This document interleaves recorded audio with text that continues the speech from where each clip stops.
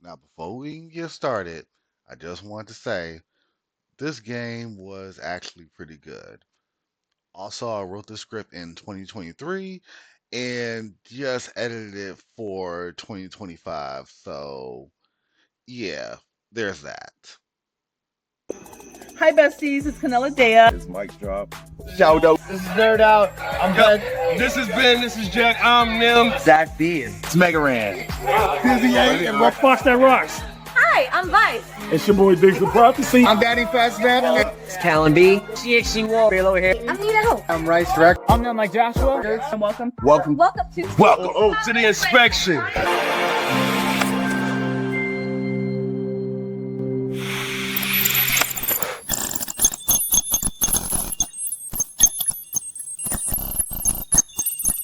Now, I know a lot of people are going to say that, and a lot of people are probably sucking this game's dick right now. And I'm a Spider-Man fan. I've watched the TV shows, I've read some of the comics, and I've played almost every single Spider-Man game I can get my hands on. My favorite so far still being Spider-Man Web of Shadows. I say that because people are going to say that this game is the greatest Spider-Man game of all time. I respectfully disagree. There are things that really work for it and things they still could have done better. Things that are better than the two previous games, and little things they didn't even bother to correct. But we'll get to that later. Let's just go over the premise of the game, what I like and what I didn't like about this game. Now, Spider-Man 2 is technically the third sequel to the Insomniac Spider-Man franchise, story taking place 2 years after the first game and 1 year after the second game. And just as I wanted you get to play as both the Spider-Man Peter Parker and Miles Morales. The story mostly focuses on Peter, but Miles gets a very good arc as well, even though Peter kind of steals the show when he gets the black suit. Before I continue on mild spoilers ahead, just like they did in the first game, they start off with one villain that was in the advertisement, and it ends with another villain that this time around was also in the advertisement. And I like Mr. Negative, who is also in this game, giving Miles something to do. Craven was actually a very compelling and intimidating character. This might be my favorite version of the Hunter so far. And once they finally give us Venom, Tony Todd steals the goddamn show.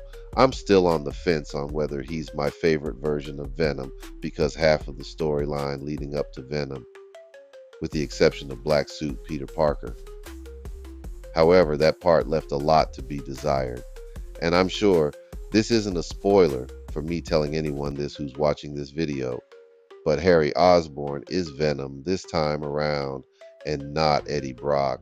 You would think this will be a ballsy and risky move, but honestly, it's not as bad as you might think, especially when Harry finally becomes Venom.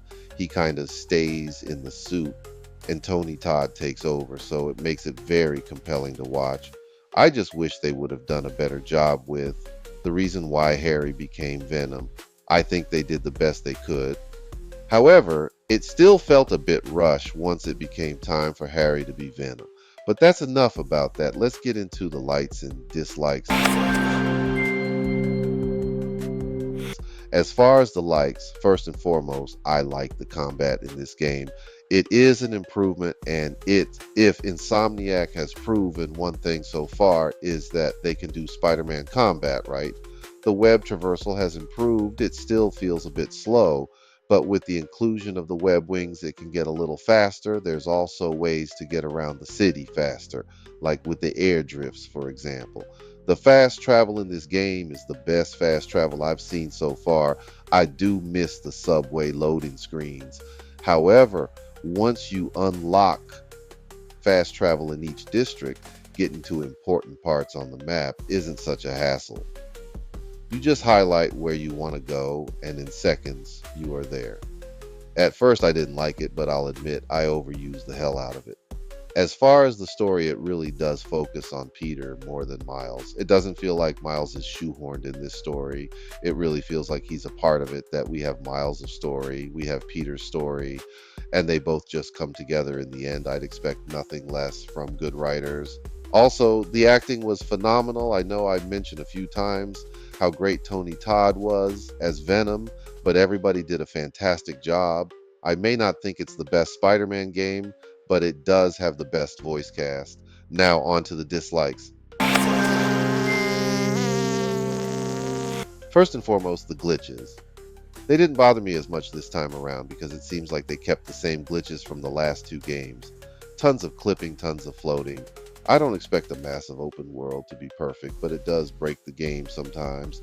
And is it just me, or does the game's collectibles and challenges seem shorter than the last game? Because the only collectible I've seen is the spider bots and the Sandman memories, but that's about it. The Prowler has you get to old equipment, and there are the Mysterio challenges, but after that, it's just base challenges.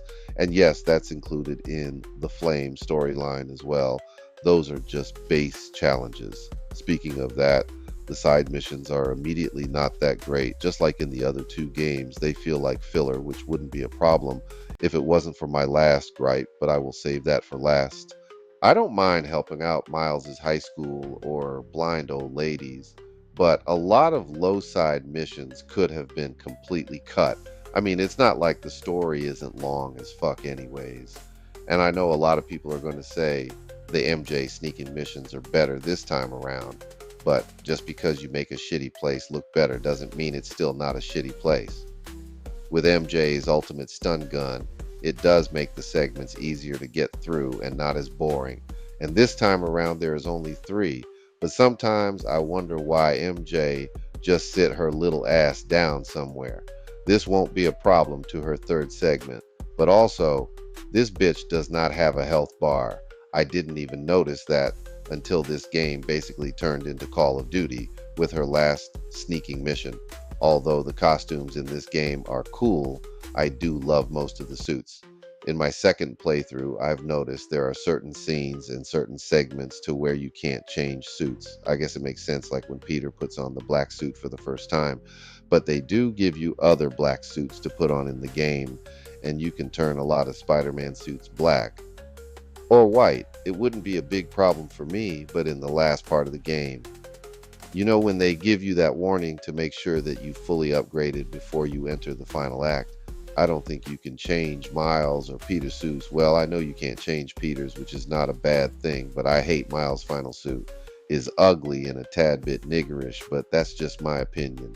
It wasn't shit wrong with the first one. I don't know why they felt the need to change it.